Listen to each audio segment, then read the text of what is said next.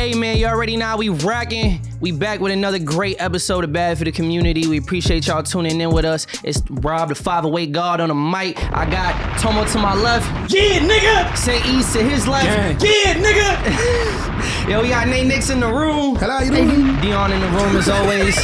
And we got some real special guests in the building on this week's episode. We got Boston Best New Artist of the Year. Amen. We got Kei. It's his third time. You know, you're not a stranger over here. Yeah. But you brought along. Fourth time. Is it fourth? Yo, Yes, this is why I can't give y'all niggas this shit, bro. So I feel like the fourth time There was no fourth time. Yeah, when we were doing it at the event. Oh yeah, now or never. Facts. Yeah. That is fair. Damn, that's So she's on the Cuatro. fourth time. shit. Niggas ain't tired of you yet. Never. Never. That. Absolutely But you not. had to bring a friend on this one too. A family member. A family yes. member. Let me put some respect. And we got Sadiq in the building. I hit the bottom one again, no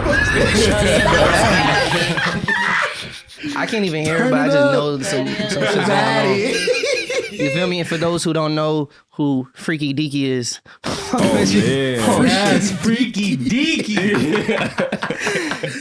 Sadiq is Kei's manager, and he's been managing her since way back. All right, at least a year back now, into right? time. Yeah, it's been about a year now, and yeah, December would have been officially about a year. Yeah. That's around like the last time you was on the pod, and you was a fan favorite. But Yeah. you know, a ton has happened since that time. You know, a lot.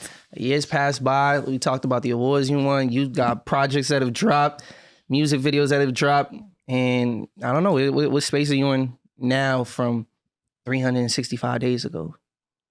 Hey man, I don't know. I feel like it's been like really, really dope to watch. At the same time, it's like extremely like overstimulating. In so many different ways. I feel like I'm dealing with how to adjust to all this positivity, if that makes sense.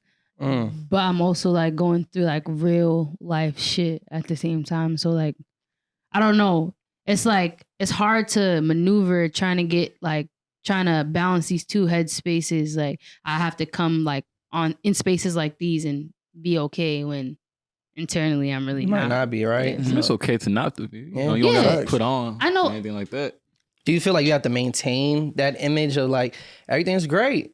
I think not necessarily like an image, but like unlike someone like you have a clothing business or something, like I am my business. So Yeah. I have to make sure that regardless of what I'm dealing with, I'm giving people the opportunity to receive my best me. Mhm. And even though I don't even want to do that. So it's really hard to balance. Cause me, I'm unapologetic. If I'm not in a bad mood and I'm not feeling good, you're gonna know. But at the same time, like I can't just do that all the time. So it's feel you. a lot. It's like the position that you're in kind of like prevents you from being able to like show up as your full self sometimes.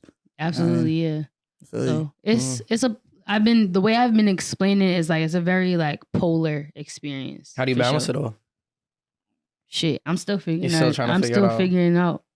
For real, like I don't know. It's like I'm figuring myself out in so many different ways, like as a person, as an artist, and it's a lot to deal with sometimes, like all the time, actually. And that is interesting because like from the outside, it seems like, yo, people are showing you mad love. Like you're being acknowledged for how much progress you've made. You know, like the first time you was on the podcast, you spoke on, you know, dropping baby steps and then just seeing the evolution since then, you would think like it would only, you know, affirm and just like kind of just like, just reaffirm this journey that you're on. And it's, you know, I'm curious to know what's got you feeling that way. Like, is it just life? I don't know. Lifing?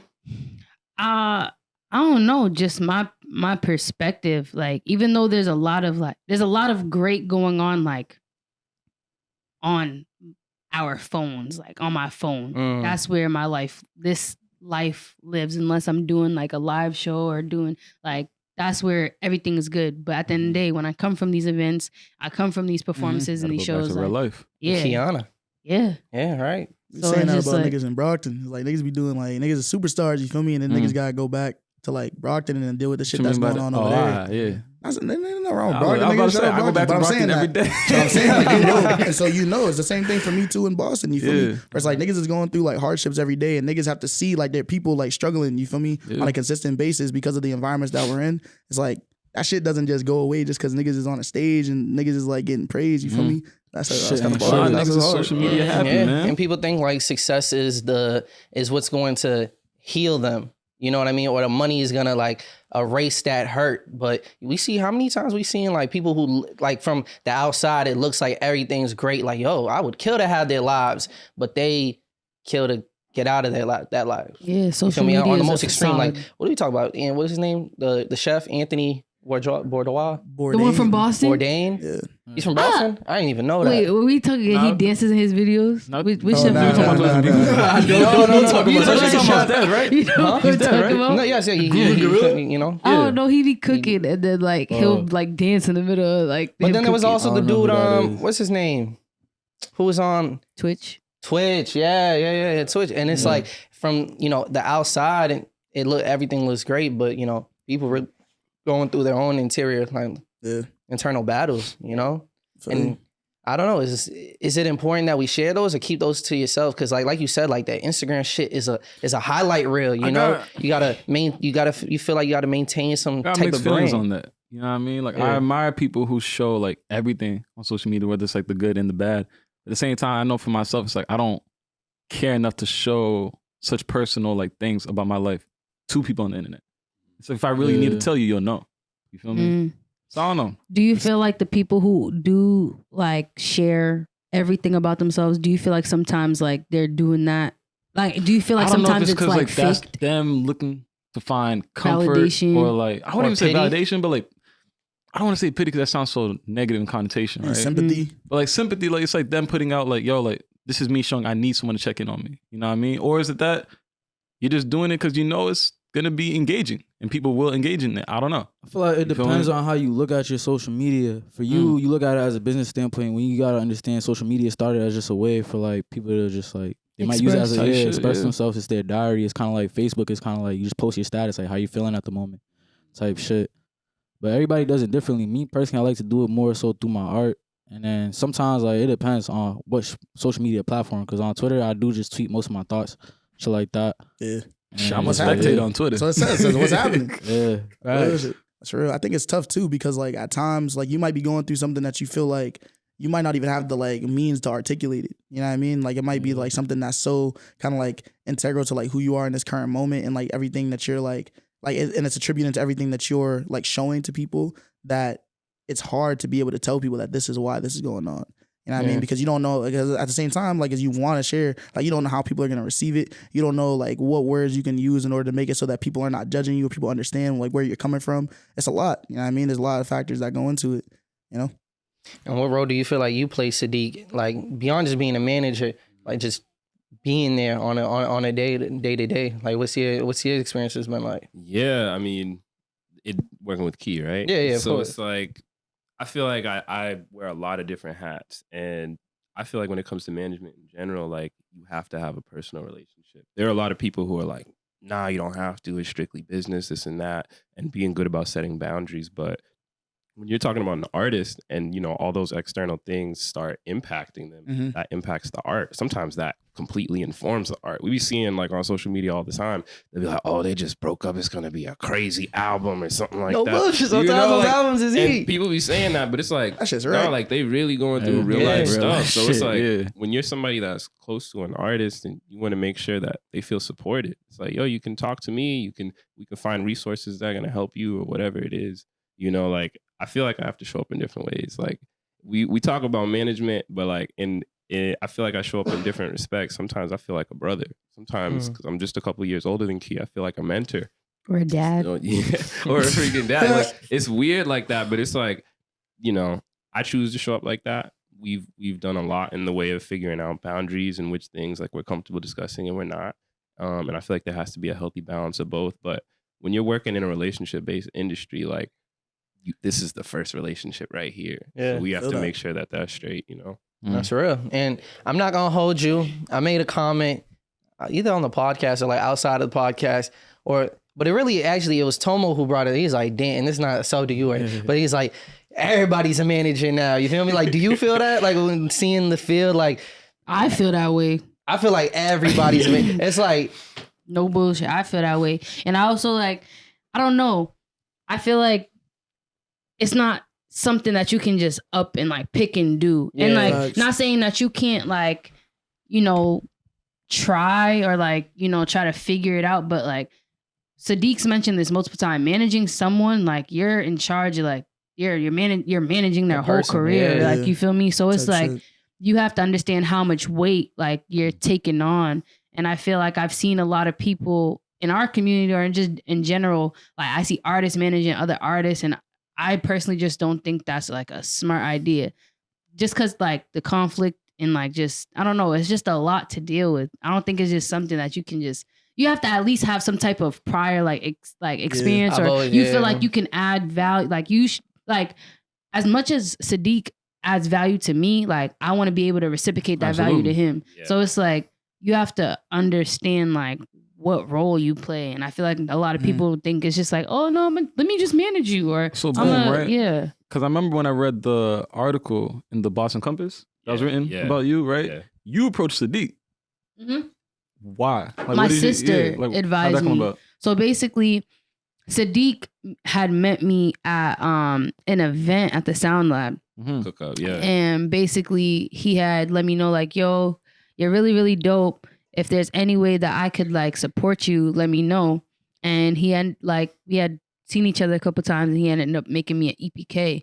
And I didn't know what an EPK was at the time, or like, I feel like most artists don't know bullshit. yeah, that's what Press kit, yeah. I didn't know like what that was. I didn't even plan on continuing doing music for real. So when I seen it, I had video of my sister, and like it made me cry because I was like, damn, like you don't even know me, and like you're putting a lot of like effort into like just helping me out, Yeah. like That's with big. no condition. You feel me? So she was like, yo, that's really, really dope. Like that, I could see that being someone that manages you. And yeah, like I had brought it up to him, but not like, yo, can you manage me? But like, Yeah. if you did you ever consider like managing an artist? Like, what would that look like? I think it would be really dope. Like if we ended up working together, and I had mentioned it like 3 times before he actually was Yeah, I like, remember reading that part. Yeah. yeah, he was like, you know, let's see what we can do together before we like end up putting anything like serious. Pen and paper, Mhm. yeah. type Yeah, shit, so we yeah. ended up working for like over 6 months, I would say, like just working and just showing each other like what we could do. Mhm. And then that's when we officially established like our That's our dynamic. management Okay. relationship. And But yeah. how's that on your side, Sadiq? Like the idea to me of like you're betting your success on somebody else's success. Yeah. You know, that takes a bit of faith, you know, Yeah. because now you're waking up like in like what's good for me is what's good for them, or what's good for them is good for me type shit. You know what I mean? You got to wake up thinking like, how can I make this person the biggest thing in the world? You know what I mean? And what are the other, you know, not requirements, but what makes a good manager compared to like the example we talked about of the friend managing a friend, or the artist who's Yeah. like, yo, I think you're cool. You know, whatever the case is. Yeah. So the first thing I'll say to answer the first part of that question was what Kei said earlier. It's about like the reciprocal relationship. So with someone like me, like my background's in events. You know, when Kei and I met, I was still working at Harvard. Like I was doing events, trying to book different artists. I was doing all types of different things and I loved the work in music. You know, like I've been helping playing concerts since I was in college. I met agents that would fly me out. I get to go to cool events and do different stuff like that. And like, Yeah. I was meeting all these different people in music, but you know, I got this desk job I'm at all the time in my city. And I'm like, dang, I don't really feel like I can lean into the stuff that I really love to do. So Okay. when I fell in with someone like Kei and met like all the Thrill guys, Cam and Steph and everybody like that welcomed me into that community, I'm like, dang, like I'm actually being given opportunities to engage with these folks and help them along. Not only that, like all these relationships that I built with people in music and events, like in other states and stuff like that, there's only so much I can do because I'm like, I'm not attached to a product or an artist or Mhm. anything where like, okay, I might have met this really cool manager or person that puts on shows and stuff, but I'm not an artist. You know, I can't leverage that. I can't do Yeah. anything. So then when I meet someone like Kei, she's super talented and you know she's working, she's hustling, making it happen like completely by herself. I like see that there. I'm like, yo, we might be able to support each other. You know, I can help I plug got you these in, connections. I've been, I'm familiar with these things. Yeah, and I can help plug you in, and then what? We make each other look good, you know? Yeah. So that's kind of how it started. And yeah, it was just like I feel like take to the second part of the question, like, what do you think makes a good manager?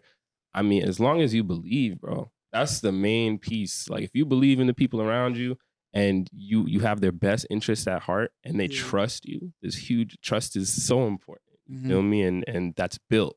It's earned. It's not like it's just there off rip. It's earned, and the respect as well. Like what was the other thing I was gonna say? Well, you said it's got to be more than faith though, or like belief, like because you have mad faith and zero connections. Like what can you really do for me though? I mean, the other thing I'll say is you gotta have an awareness, like foresight. Yeah. Like one of the things know. with me is like I feel like I paid attention to Boston music for a long time, but I was never like a player in it. I'd show up at all the events, like I'd be at people's first listening parties and all that. Like, how things have changed. Yeah, how things have changed. I said how things have changed. Even seeing you on in BAM's Fest and you running like the show big. I was like, oh shit. It's crazy, man. So much has happened in a year, but you know, just having an awareness. You feel me? Like I follow. You could look at my ratio if you go on my Instagram, whatever. My nigga, I follow like It's top 10. I be finding like low key artists. And I'm going to their profiles. I'm like, Sadiq's followed. I'm like, yo, this nigga sees and knows everybody. Like, what the fuck? Like, I thought I found something new. I'm like, damn, he got it. We gotta like have like a battle, bro. Who knows the most like low key people? No cap. Cause I be the same way. Sometimes I go and I be like, this nigga Sadiq probably followed him. I look and he don't. And I be like, I got the opportunity. You know what I mean? But yeah. To be like, and then like send it out to people. Cause I feel like that's the biggest thing like about those connections that you make is that it's not for you. You feel me? It's not for you to hold. It's for you to like share. I think that's the biggest thing, like, you know what I mean, that I've at least like garnered from like being around you and being around like and like engaging with you in different spaces is that like you're very like selfless in that way. It's like when you build connections, you're building it for like a community. You're not, you recognize that it's like you can like hold all these things, but it's like that doesn't like contribute to anything greater if you're not like sharing it. You like are very like selfless in that way. That's a fact. Which I appreciate. I think that's fire. And I feel like we need more of that, bro. Because when I first like came into this and I was meeting different people, I was like, I remember y'all seen the videos going around with like just no love in Boston, this and that, whatever. That's false. One. I did see an interesting comment on Instagram though, and I was like, is that the case though? What? I seen a comment where someone said, there's a lot of love, but there's a lot of fake love. And a lot of that fake love is like people showing fake love to be like, oh, I'm supportive, but they really just want to attach themselves to the moment. Like how much of it is actually I said genuine? that on the podcast. That's I not. don't think That's exactly what I either said. that niggas want to attach themselves to the moment, or they would just want to just to see if you would make it, so they could be like, I did support. I was there. I was there from the jump. You know. You know what I think it is, honestly? And I do want to kind of like go back to that conversation. I want to readdress some things. Okay. But there's definitely like two things. You want to go into it right now? No. Finish what you got to say. Yeah. I was going to say, like, when it comes to that love thing, like, I believe the love is there and it's real. And people say whatever they want about fake love, but what I've also noticed is a lot of people, they don't like to look outside of themselves. They don't like to experiment. They don't like to try things. Like when I came into this and I looked around, it's funny also you feel like everybody's trying to be a manager.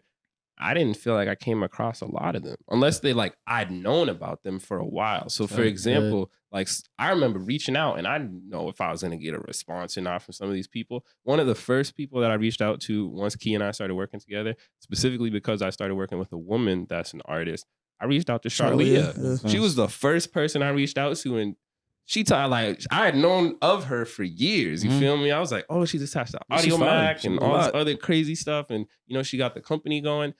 I hit her up. We talked for like an hour, bro, and I found out so much, about her background. We have lunch together, like we're friends. You know what I'm saying? And if I hadn't just reached out and tried, I could have just been in my crib or wherever I'm at, like, oh, nobody supports, nobody helps. You gotta ask questions like that. Proud of the side. Like, I step in this the same way. Like Kei asked me 3 times if I wanted to be a manager. So why the first two? It was because I wanted to be sure. You feel me? It's a huge responsibility accepting any degree of being responsible for someone's success. You know what I'm saying? And putting their career in your hands. Like that was huge to me. And I'm like, I want to make sure I'm prepared for that. I have the bandwidth. I can show up for you in the ways that I say I can. You know what I'm saying? Yeah. And like I look at things long term all the time. So I'm like, okay, where do I see this going? You know what I'm saying? Like if it's something that's just like attached to the moment, whatever, I don't care for that. That's fleeting. You know what I'm saying? But I'm like, I see what you mean to the city. I've been around for years and I haven't heard anyone come out the city sounding like this. Number one. Number two, you're a woman. Number three, you're from the same neighborhood as me. Like her music, I don't know. You know how sometimes in music we'll be like, dang, I haven't felt connected to something in a little while, or like whatever, like where is music right now, whatever. I heard Baby Steps, bro, and Pressed, and like all the songs she's speaking on there. She's like, I'll be down the street. Like, what's the bar I'm looking? I be at my sister crib, my brother down the street, nigga. Bro, that's the most Boston shit to me ever, because my whole family's from here. Like, both sets of grandparents, you feel me? Like, 7 and 8 on both sides of my parents, you know? So I'm like, I identify with that. I'd be on my family's crib all the time. Like, what's going on with that? And we connected and we could talk. And I'm like, I feel connected to this. Like, this reflects my experience. And then I got to know Keianna, you know what I'm saying? The person. And I'm like, yo, we really, like, I really identify with you. This is cool. How could I not want you to win? You know what I'm saying? And I understand it's bigger than you or me. Like, I'm a help push along. You know, I there's this weird rule. What is it? Like 30% of your time with people who are ahead of you, 30% of people who are your peers, 30% of people who are below you. You know what I'm saying? And spend the other 10%. Last 10%. 33, whatever.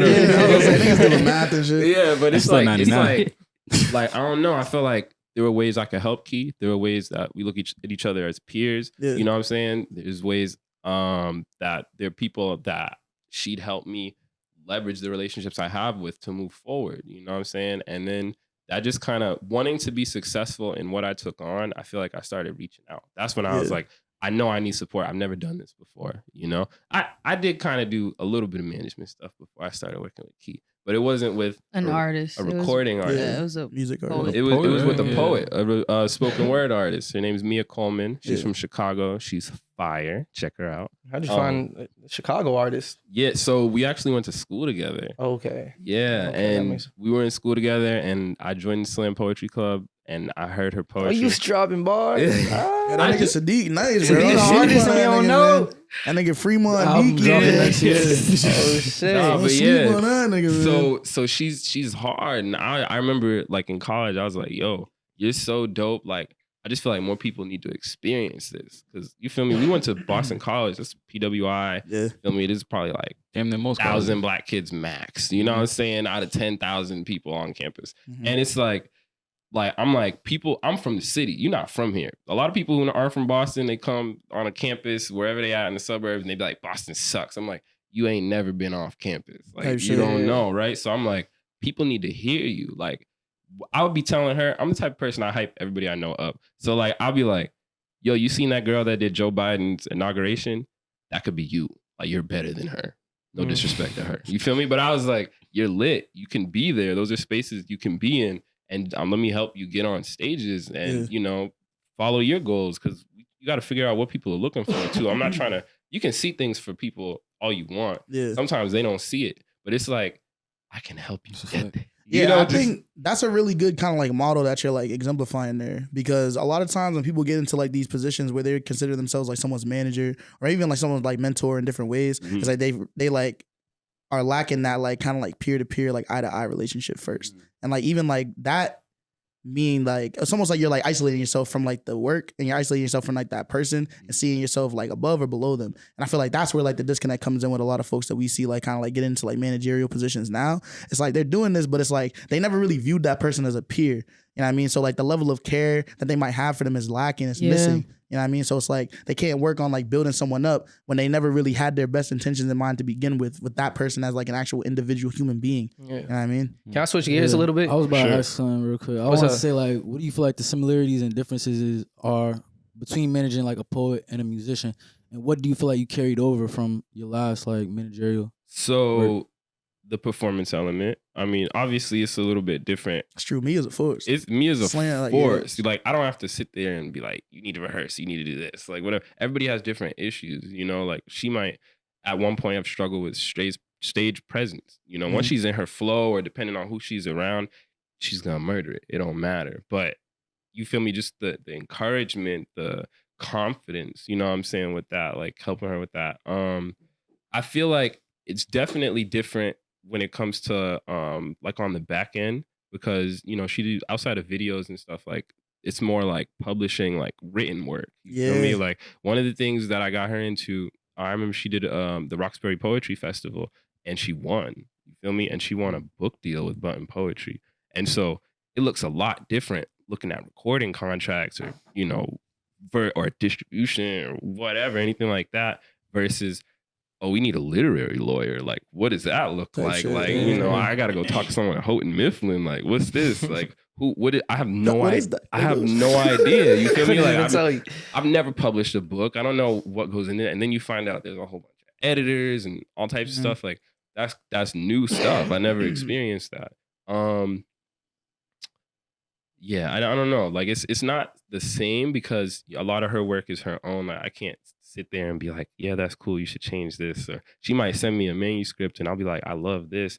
What's this about? We'll look over it together. And then, you know, maybe she'll revise and revise and revise. But it's different. It's not like I'm sitting in the studio with Kei. That's different. You know, we're listening. It's a listening experience, right? It's a lot more ruminative. I feel like it could be both ways. You feel me? As a recording artist. And I don't know, but those are like the main differences, and the settings are usually different. Like it's not super lit club setting when they're doing poetry. You know what I'm saying? That could be lit though. Yeah, it could. That could be fire though. Don't sleep on that idea. What I wanted. Yeah, go ahead. My bad. What I wanted to know is like, how do y'all look back at 2022? What's the peaks and valleys? What's the review of?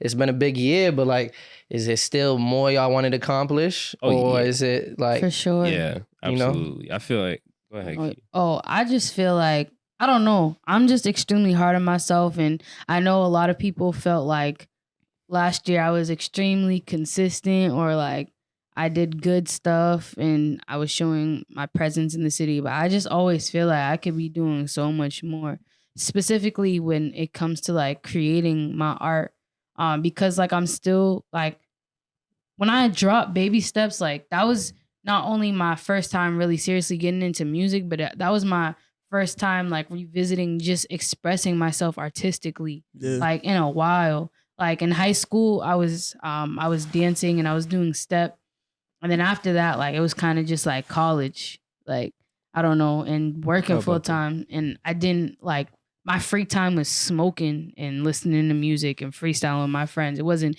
anything constructive where I was able to like actually express myself. So even within like my first year or like last year of doing music, I feel like there's so much more of my story that I want to express, and I'm still learning how to express myself and my experiences.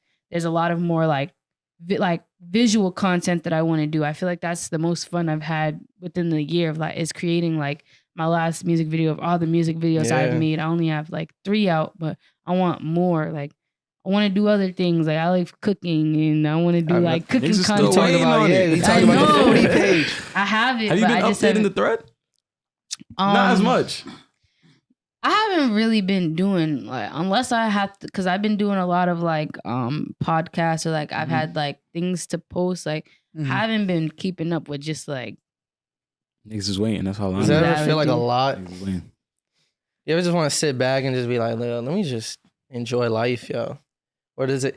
I don't even know what that looks like. Like most of my time, like is to this. Like like I don't work a job. Like all my time is like for this. And even with doing like my music, I'm trying to find like the enjoyment in it. I don't know what I enjoy anymore, to be honest. And it sounds like, I don't want to come on here sounding like all sappy, but I'm just like, I feel like this is gonna be an interview where I'm really just like real, yeah. Like not that I haven't been real in my last ones, but like it's rare. Us, come on. We've been watching the journey very intensely. True. It's rare. We talk that, outside like, these pods, like we know it's real. It's rare that I talk about like my negative experiences within this stuff, because it's been like extremely positive, but my perception on it, or like just my experience in it hasn't all been positive internally or like within myself. So yeah, it does get a lot sometimes.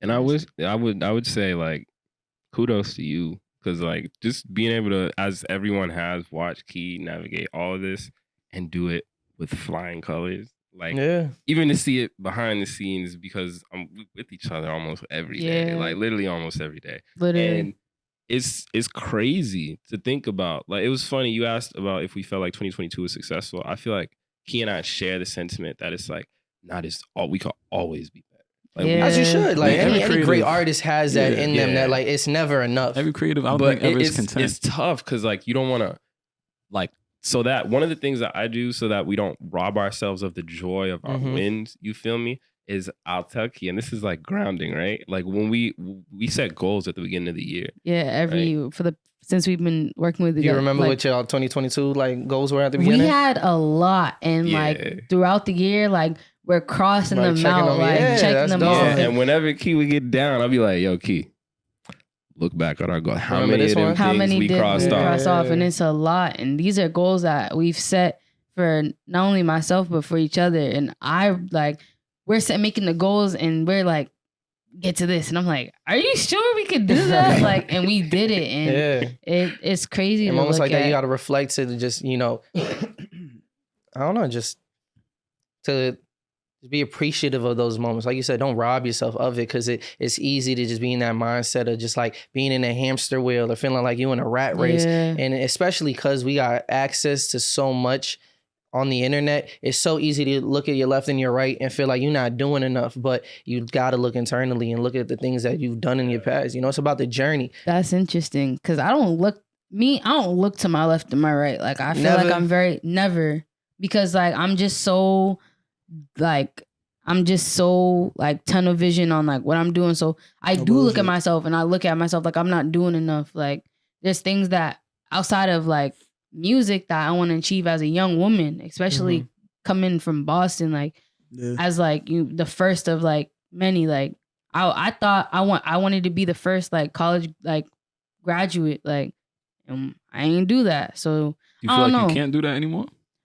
I wouldn't say I can't. I just don't have the interest to, because there's nothing within at least that the education system offers right now that I feel like would align with things that I'm interested in. Because like at the time, like say if I wanted to go to a Berkeley or I wanted to go to the College of Arts, I didn't have a portfolio to even enter these things. I didn't have like a you feel me? Like, it's not, I can't just go in and show my raw talent and they're like base me off of that. Like, I never had a body of work to like do that, to go into like an institution and learn certain things. I have like a whole bunch of interests, but I don't know. But college ain't for everybody, and that's perfectly fine. Like, if you have something else that you got going for you, like, I'm sure your parents during that, like, I'm really curious. How did they feel that night?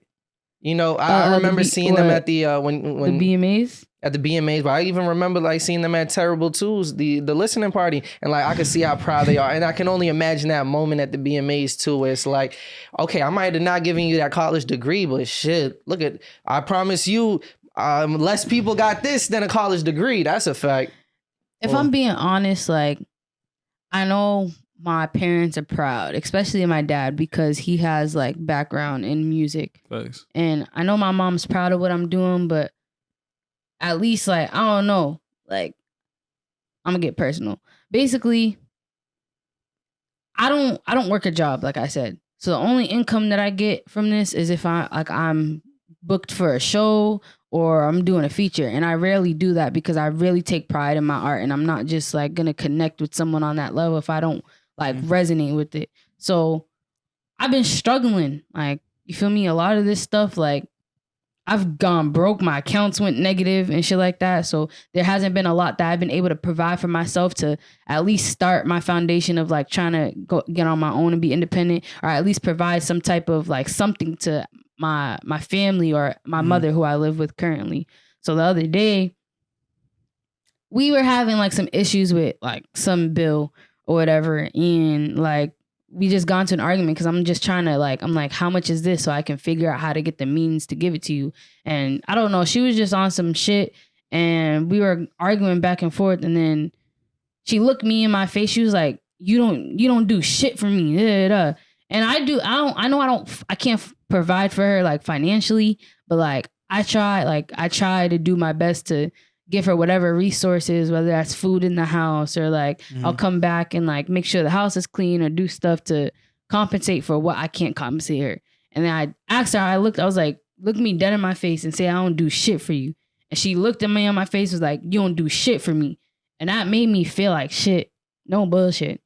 So I don't know, like.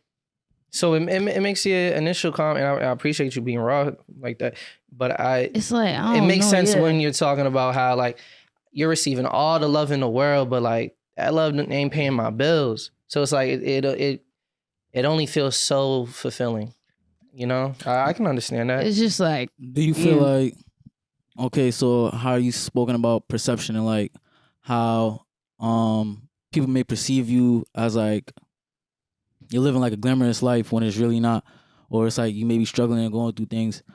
Do you feel like there's a need to like take a step back or take a break, or do you feel like there's a need to like relay that to people that everything's not so like as polished as it may seem?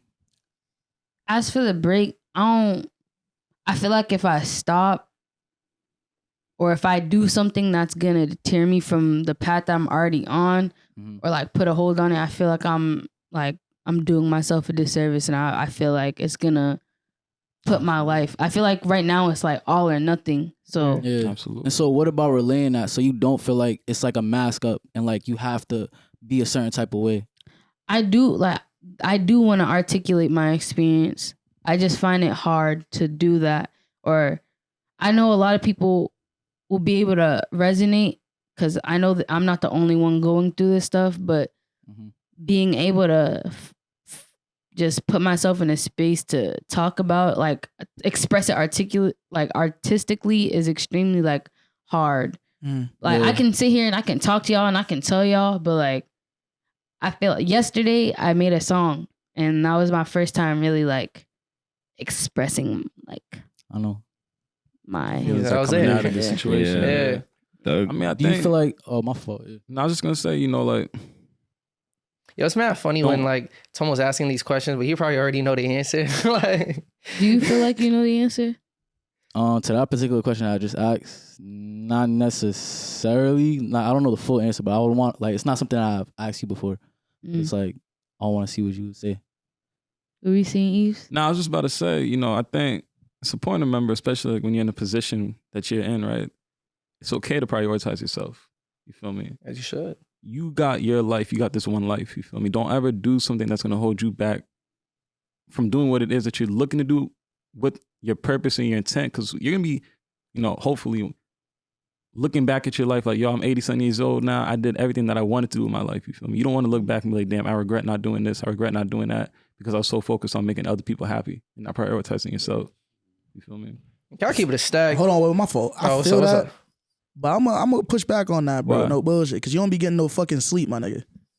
And I Yeah. think like That's that's one of the big. Hold on, That's fulfilling for me, though. hold on a second. So, Yeah. 'Cause that's also what I was saying about peer to peer shit. You feel me? You can't be like going around saying shit like that as if you're not gonna take care of yourself too. And that's the same for everybody sitting in front of me right now, including thing myself. is, maybe Hold on, physically I'm hold not, on a right? second. Hold on a second. All Including right. myself. You feel me? Because it's very like easy to say all these things, but it's like, how are we implementing these same practices? You feel me? Yeah. How are we actually going about this as like a community to actually work on healing? You feel me? On this individual basis, because we say like as an artist, you don't have to do these things. You don't have to put other people first. Put yourself first. Take care of yourself. All these things, right? But then as a community, we encourage ourselves. We encourage each other through our behaviors, right, and through the culture of this scene to be able to like just put ourselves in the limelight and not care about ourselves, not take care of ourselves. So which one is it? You feel me? Example. What are we about to do to actually change that though? Can I? Cause I'll tell you, for me, like I know there's like hundreds of artists, you feel me, that I've come across like throwing my time making music in the scene. And a lot of them don't make music right now, you feel me? And they're like way happier after they like took that step away from the scene, because they know that they're like, I'm building my family. I'm doing all these things that like are important to me. You feel me? And I was taking time for myself, and that actually led me to understand that like this is not something that I want to do. You feel me?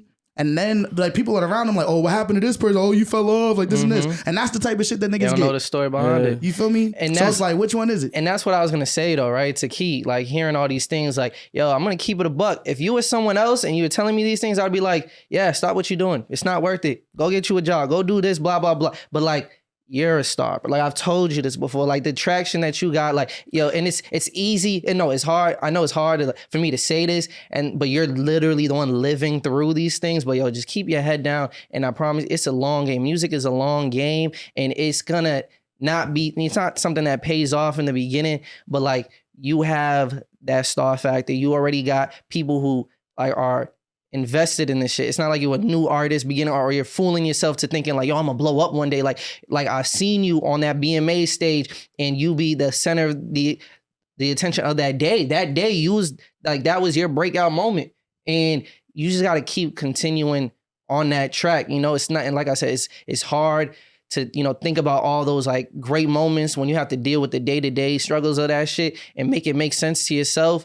But like, just keep your head down and keep going. And when you talk about, you know, the community shit, like we do have that workaholic mindset, and it's like, can we afford not to? Can we afford not to like bust our asses, bro, to eventually get to that point? Yes. It's called delayed gratification for a reason, bro. I feel like everybody has different capacities to how much you could afford to like, facts. Like alleviate yourself of. But everybody like, got a price, you feel me? Like everything comes at a price. But to the point if you're that not there to be able to create the music anymore, what was the point? Exactly. Yeah, I'm not gonna be here forever though. Type shit. But I'm gonna work I'm gonna work as hard as I can to make sure that the legacy I leave behind was fulfilling to me, to be like, yeah, I did everything that I wanted. You also to might do. work too much till you burn out early though. Yeah, that's a very high possibility. That is possible. Yeah. Nigga, a lot of niggas burn out early, bro. The reason why I bring this up is because I think like you're bringing up a valid point, Kei, in that like there's a lot of like gratification to be found. At the end of the day, like that's not like sustainable. You know what I'm saying? And that's the key. It's like, what is the infrastructure that we're building as a community to actually be able to sustain ourselves as artists so that we're not going through this shit? And so that when things come up, we're still like able to continue going without feeling like the weight of the world is on our shoulders type shit. I love that. You know what I mean? Because we talk about this all the time, sustainability, right? Yeah. And that was like, that's our biggest goal coming out of 2022 is like and going into 2023 is making this shit sustainable. For real. Like, yeah, because like I feel like this is not a unique experience to just us. It's like every creator. You feel me? Even taking the management route, I step away from a 9-to-5 and it's like, I want to lean into this. I love this. It gratifies me in a lot of different ways. It's very fulfilling.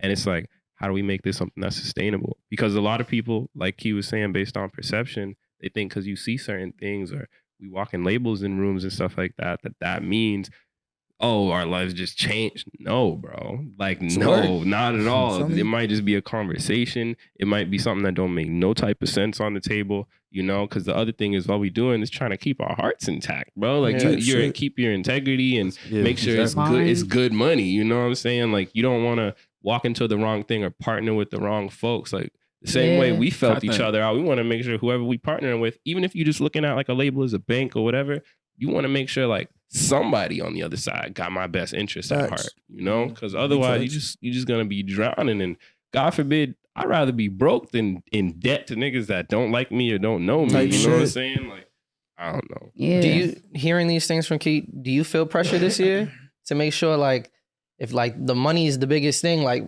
having these opportunities be presented, or just like making that a priority this year? Absolutely. You feel me? That's always been a priority. It's always been a priority for us. Yeah, like, the money isn't the biggest thing. Yeah. Because you know what I asked Kei?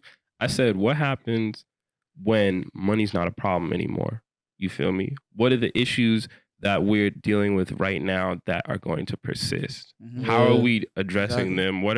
What strategies are we developing to make sure that we can address these things? You feel me? Because there are millionaires that blow their fucking brains out, bro. Yeah, we're talking about that. You know what I'm saying? And it's like, that's why I don't think about that. I've been broke before. You know what I'm saying? So now that I'm doing things, we have there's influence and respect and different things you can't put prices on. You know what I'm saying? That it's like, this phone calls, I can make that niggas with money that'll spend 10 bands and make happen. You know, and it's like sometimes you really got to take a step back and understand, okay, where do I stand? How do I like work this situation into some shit that works for me in a way that is true to me? You know what I'm saying? Like, I'm not somebody just to step out and do something just for money. That's never been what it's about. Otherwise, I Can wouldn't be. invest so much time Nah, and in this energy business. into Yeah. Key and the people around me. Like, and it's crazy because I've also like watched a lot of interviews and stuff, and so many like big like executives. I want to say this is Tunji. I don't want to misquote. I might be wrong. You feel me? But I feel like he was like, it's so hard to be a good person in this industry. You know what I'm saying? And like even talking to our you gonna get got. you feel me? Yeah, And when we yeah. started, when we had like one of the first conversations we had with our lawyer, and you know, he was saying like, I just want you to know what you're up against. You feel me? There's people with drug money pouring it into this shit. There's X, Y, and Z. There's industry babies that they've Show been, business. you know, doing all types of Yeah. stuff. So it's like when you It's a step nasty into game. that, and I see a lot of dudes coming up, step into that and trying to figure out like, well, where the fuck do we fit in this? How does it make sense? Where are we gonna get money? Because people be like, I ain't giving them shit. They cool. That's cool over there, but we got our thing going on. We trying to build this up or cultivate this, whatever it is, which I respect. You feel me? Everybody's doing their own thing. But that's why I feel like it's more important to align yourself with good people and understand what they're doing. So kind of to answer your question, Nate, when you was asking like, what are we as a community doing? The biggest thing for me is building that community, holding each other accountable. You feel me? There might be some shit I told, like something that Clark does that I love. Clark, he calls me sometimes just to tell me shit. And I'm like, what you telling me this for? He'd be like, cause I want to do it and I need more people to hold me accountable. So he's gonna say it and then I'll bring it up like a couple weeks later. I'm like, hey, what about that thing? Yeah. And he'll be like, you absolutely right. Like, and vice versa. Cameron will just call me to check in, bro. I just want to make sure you're doing good. Steph, same deal. You know what I'm saying? Like, it's important to have those relationships because when you are artist or creative and you already on yourself, your family's on you, all of these different pressures hitting you from different angles, and you inside eating yourself up about that because you got the highest like expectations of yourself. Who's out there that's gonna help take you outside yourself and be like, yo, look around. You all right? We're gonna get through this. You should maybe do X, Y, and Z a little better, but you feel me? You're not doing as bad as you think. Mm-hmm. And it'd be hard to take yourself out of that sometimes. So that's why, like, even going back to like working with Kei, gotta be there sometimes to be like, yo, look around. You know what I'm saying? It's not just about what stuff look, but it's like having somebody who's seen the development. You feel me? And I don't know, I'm like ranting a little bit. Nah, you saying real shit. You Yeah. feel me? Like, Facts. Want to say something? Oh, I was just about to. I feel like we got past the point, but I was gonna ask, like, just like seeing like how we're all saying like we see your growth and stuff. Like, do you feel like there's a difference between Kei and Keianna? I don't think there's a difference between like who I am and like who quote unquote like Kei is presented as. I feel like the only difference is like for people, like I feel like there's a difference for people. Like, I don't know. Like I don't know how to explain it. Like the only difference is like I go home and like I don't know, like how people approach me, how people talk to me, like as if I'm somewhere that I'm not, and or like or have no regard that, like of like who I am, like or trying to, like you said, like come be associated with me because what they think that I can offer, but don't know me, or people that I've like knew or like came in crossing with like years ago, like hitting my phone, like calling me like every week, like, yo, when are we gonna chill again? Like do you even know like where I went to school? Do you know where I live? Like, do you know my middle name? Like, type shit. I think like part of it is like it's that star thing. You feel me? Yeah. Like to me at least, when I think of like a star, something that you can see but you can't touch. You feel me? Because the closer you get to it, like the more you'll like burn up. You feel me? And I think that it's like it's the allure of the star that really like draws you in. niggas want to be in proximity. And there's exactly, it's like people are like more attracted to like the proximity of like that like star power as opposed to like you as like a person in that way because they don't know you as a person or because they haven't been around you as a person. They haven't been there. You know what I mean? So for them, they're just like, oh, like it's the same person, but they don't treat it like the same. Yeah. You feel me? It's like, because like, you know, as we know about stars, you feel me? It's like the same thing. It's like they're like burn up quick, you feel me? And then they like evaporate and it's like all types of shit goes down. But like people like are still like attracted to that. They're like, word, I want to be able to like touch it. You know what I mean? It's like, but then it's like, they're not there when the shit like falls apart. They're not there when shit's going up. They're like, they're like, well, it was Next one. Let's type go shit. You know find what the I next mean? one. And that shit's disrespectful. I'm not gonna lie. Yeah. At least like I feel like that shit's egregious, bro. I think Niggas can't be living their life like this and doing shit like seeing that. shit like I think it's interesting the whole Kei versus Keianna, because like maybe is that where like not the frustration, but like where the problem lies, where it's like you feel like the rate of growth of Kei is different from the rate of growth of Keianna. Hell yeah. Like, I feel like, that's why I said, like, it's growing on this handheld device. You feel me? Yeah. My followers are growing, my streams are growing, but these things aren't allowing me to grow. Like, I feel like the most important thing to me outside of like me growing in my career is like just me growing, like I said, like as a woman, like I feel like independence and like having my own space is extremely important to me. I haven't had the opportunity to do that. I ain't go to college. I ain't dorm. You feel me? Like I ain't have that opportunity of space for like 4 years or even 2 years to just like be like, I'm like, you feel me? I'm still dealing with my mother, like, you feel me, bills, or like, you know, I'm seeing my siblings or like my family like struggle in some capacity. I want to be able to not only provide for myself, but provide for them. And like, I don't know, this music stuff is way bigger than me. But like, it's hard to just keep pouring myself into that if like nothing, like nothing's pouring into like the person behind all this stuff. So that's real. And especially at this age too, where so much shit is happening. I remember I was driving back from work and like PSA came on shuffle. And like the line hit, it was like 2 degrees, but I'm never falling back on the college shit. I said, oh boy, how that age? Like, you feel me? And then I'm falling back on that shit. But it's like, but that's the decision that came to. It's just like, I want to do these. I don't want to always be living with my mom. I do want to be able to give my girl answers when she asks, what does the next year look like? And when I was just doing music or just doing a podcast, I couldn't tell her what the next year looked like. The next, like, nigga, tomorrow we could blow up and life could be different. Or we could still be grinding next year and just waiting on for, I couldn't tell you because it's out of my control at that point, especially with music too. It's out of your control to a certain extent. All you can do is produce and be there and perform and, you know, do the things that are in your control. Even but then, it don't mean people can be receptive. It doesn't mean that you know, like the streams is still, that's external. The opportunities that get presented to you, I mean, you have a bit of control over that, you know, reaching out to people, but like a lot of it is like, what can people do for you in those moments to like bring you up? And so much of it relies on the love from other people, you know? And that's why I was gonna ask too, like, I know we talk about, you know, building up the community and like making the Boston scene bigger and everything. On a personal level, do you ever feel like what's best for me might not be sticking around in Boston, or do you feel like being in Boston is the best? Is it? Be honest. I don't know. I have no desire of like leaving or like, I don't know, like just trying to this is my logic. I don't understand like the people who are from Boston, like why they choose to leave. They say there's no support, there's nothing here for me, so I'm gonna go to another city. Most of the time it'd be New York or LA or Atlanta. And they go to these places, specifically like LA, who are filled with a pool of other people who did the same exact thing that they did, expecting like they're gonna like get recognition and love. And I feel like the most important thing is like leaving my legacy here to the place that curated the person who I am. You feel me? Like besides like the music scene, like a lot of like things that build up like my character is due to like mentors or influences I had like at my school or like the community centers. I went to the Tobin, you feel me? I went to the Shelburne. My school is really literally down the street. I went to BLA, you feel me? My family's from here, like giving the drop. So like, you feel me? Like I have no desire to up and go, because I do want to expand my influences and like, you know, tour and like visit other places and like have my name out in other areas. But I wouldn't say that there's any other place for me but like here.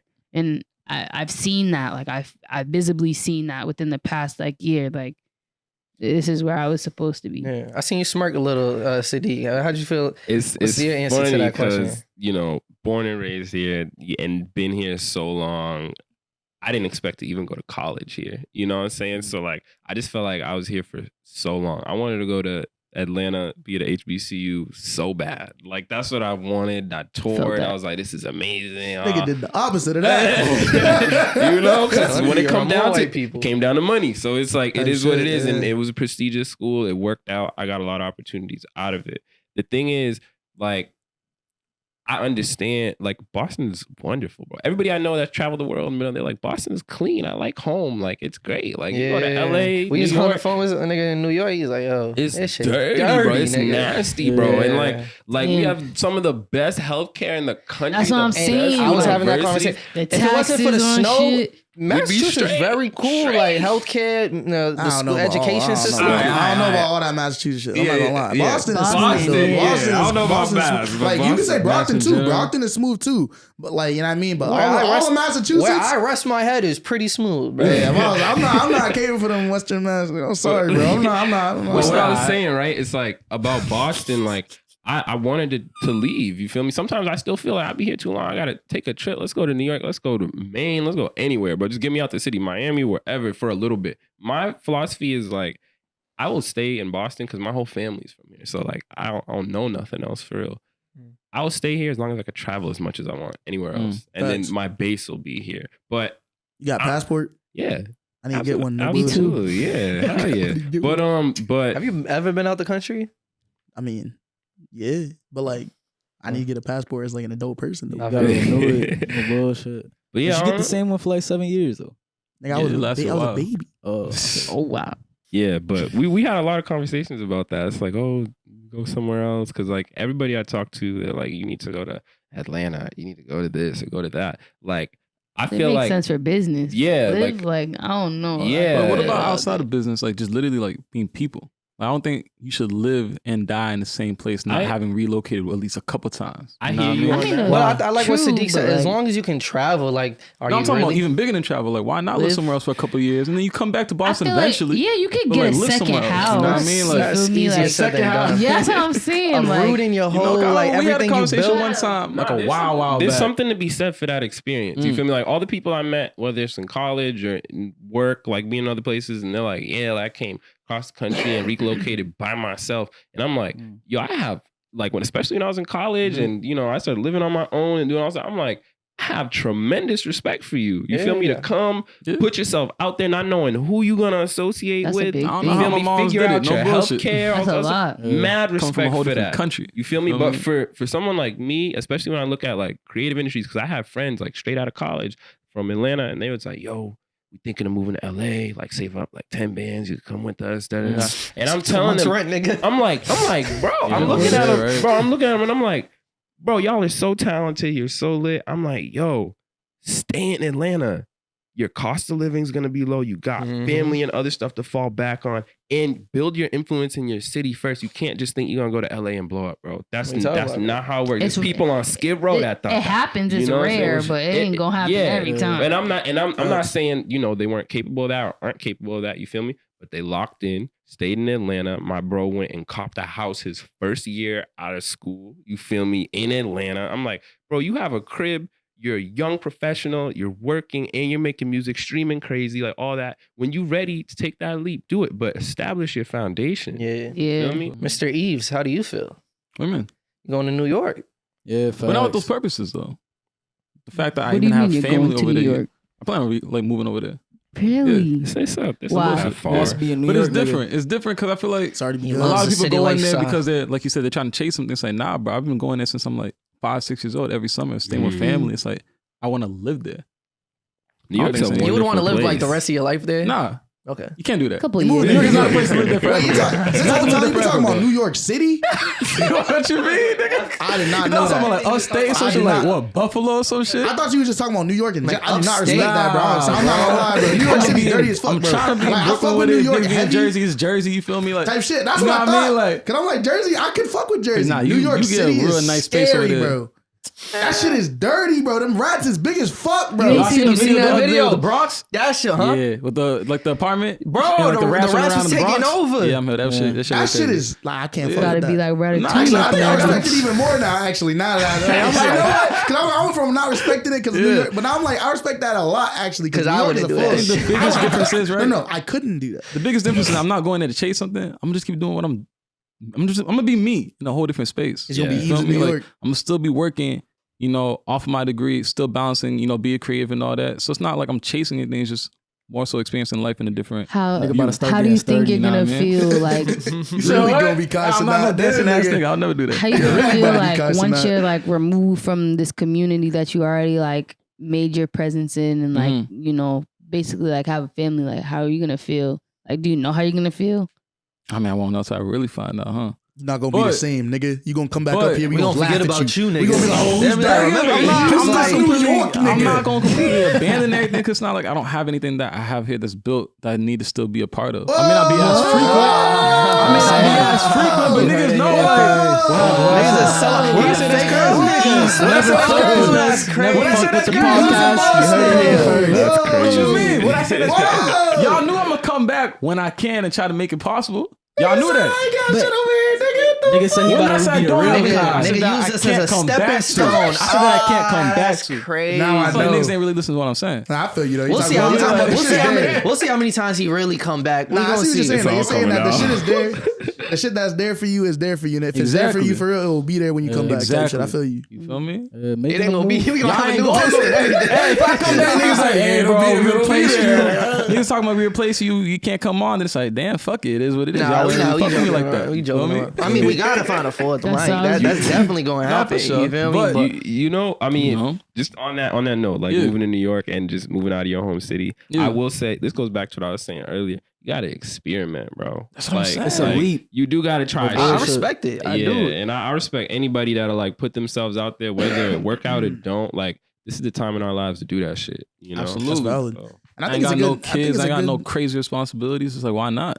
It's a good opportunity just to be able to like explore and see what you like about other spaces too. Because if you know what you like about other spaces, then you might even be able to help come back and build that Nigga. infrastructure here. Even when I was in Exactly. Toronto with my family, I was like, I wouldn't mind living out here for a little bit just to see what it's like. Yeah. You know what I mean? Experience what Canada's like. It's like, yo, people. why not?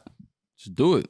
You know what I mean? So, nah, for real, like I feel like that's so important. At least that's why I said the traveling piece, because like going to Atlanta, going to Chicago, seeing the different kinds of events they do, like that's how Noble and them started up the testing lab off stuff they saw in Atlanta. You Mm. feel me? When I seen things, I'm like, yo, we need to do something like this in Boston. Like, why don't we have this? That's because you a different type of nigga, bro. A lot of niggas see that and they be like, we need this here. They be like, I wish we had this here. And then they be like, I'm about to move here then. yeah, I'm about to just not go back.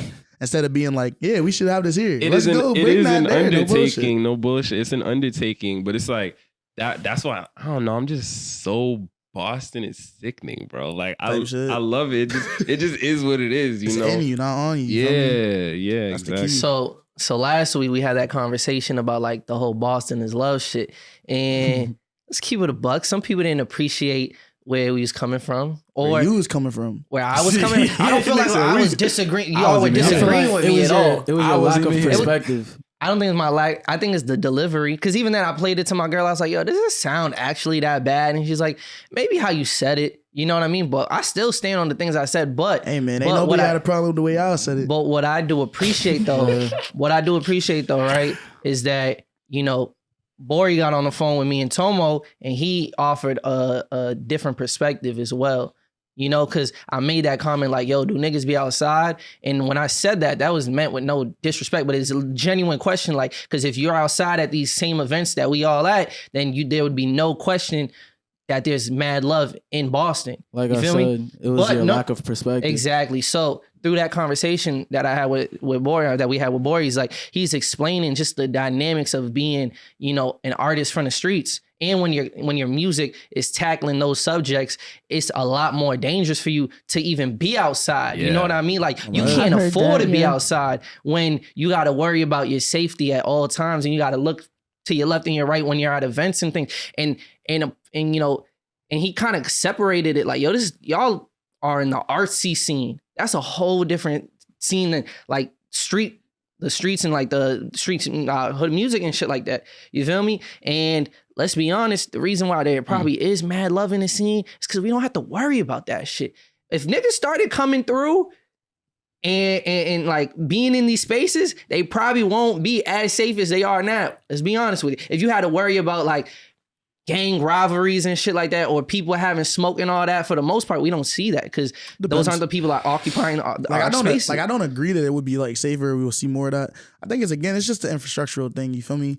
Like you gotta be able to like look at yourself and look at your people, you feel me, and be like, I trust you, I respect you, and I understand what we got going on, and I'm gonna make sure I accommodate. Yeah. That's the key. It's about infrastructure, bro. It's not just about putting niggas in a room together and seeing what happens, you feel me? Because that's how niggas get shot up at parties. That's how all this shit takes place. Yeah. We was just talking about that. If you're trying to build something, you really want to build a space that can like actually feel like a collective community space, you got to get the right people who are involved in all those things and get their input on what that shit can look like. Yes. You feel me? That's really what comes down to, is that the niggas, like, I think, because it's like what he's describing is like, we're in a different part of that scene, but it's like, I be with niggas that are a part of the other scene. You feel me? I've like worked with like young people who have been a part of like those other parts of the city, right. and that's the same thing where it's like they're like, oh, I don't feel comfortable coming to this shit, and it's like they start popping out because they know that there's niggas there that are gonna like that care about them and that are not gonna like make shit hot for them, and also are gonna make sure that if shit is doing that, they have like they have alternative routes. You feel me? They have like precautions. They have they have like safety precautions. They have safety plans in order for them specifically, that's built for them specifically based on their circumstances. But again, what that comes down to is care.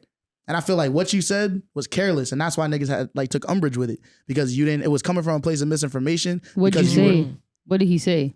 So he said generally the same things that me and Tomo were saying. You feel me? It's just like the perspective of it was a little different because it felt very pointed. He was just like, yeah, he No. Why don't you tell us what you said? Everyone's explaining for you. What you can repeat what you said. No. I basically said, like, I also do believe that when people say, oh, there's no love in Boston and everything like that, that it's a bit of a crutch. And I still stand on something. Like, even though I appreciate the perspective that Bori, like, told me, I also told it, like, gave him pushback in the sense of like, yo, we're not in that era of gatekeeping or where you have to necessarily be in person for everything. It definitely helps to be in person and building those relationships, but you could blow up off the internet, bro. Like, no, there's not too many barriers anymore. There's new barriers, but like those same barriers, like, to make you feel like you gotta pop in your city to necessarily make it is not true. I feel you. You know, so that's why I'm saying, like it's there's validity to it.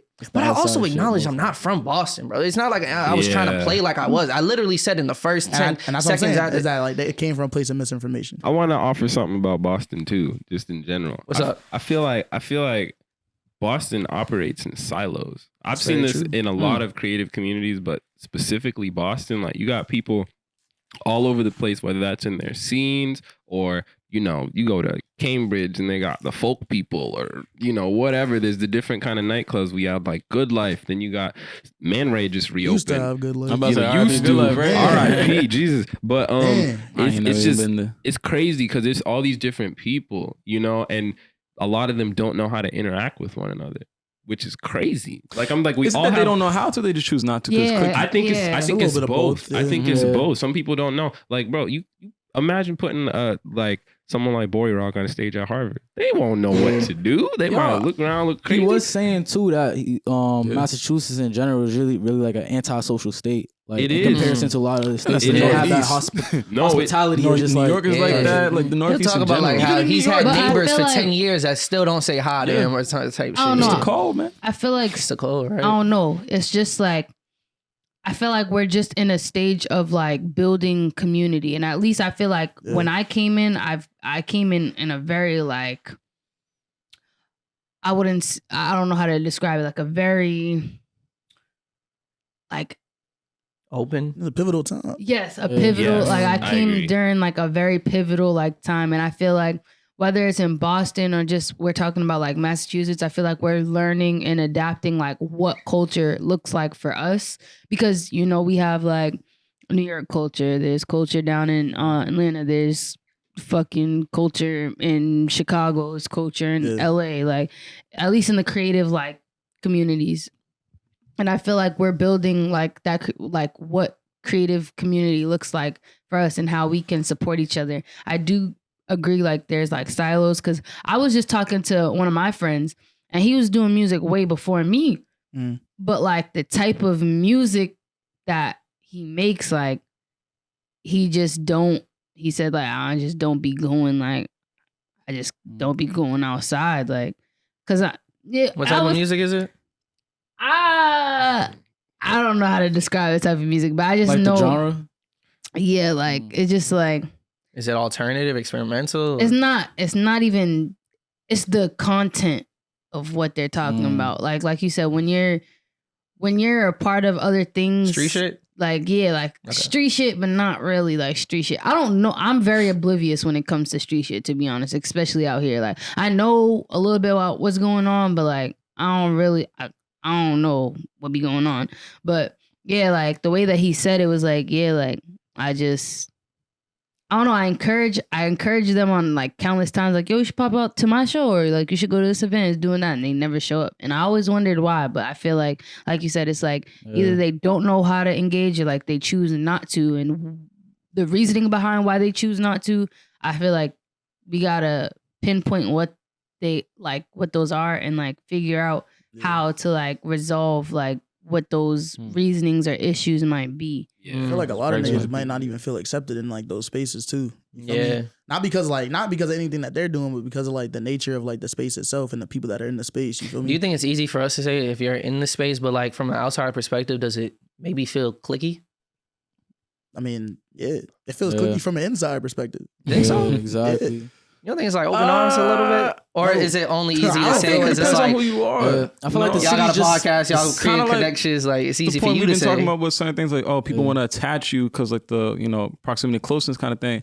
Depending on who you are, people kind of receive you differently. Yeah. Because they know like, shit. oh, this nigga's lit. So no matter what, I'm always want to, you know, talk to this nigga or be a certain type of way when I'm around them. So I feel like, but even then in that sense, it is cliquey though. They just don't get the hate because, you know, they want even flex. outside of the creative scene, this is just a cliquey city. Just like seeing like growing up and like going to high school and shit, and just middle school and just seeing all that shit, like it's just a cliquey city. Yeah. So it only makes sense that once people start discovering their artistry and start like working on art for themselves, it'll work in the same direction type shit. What role do you feel like you play in changing that?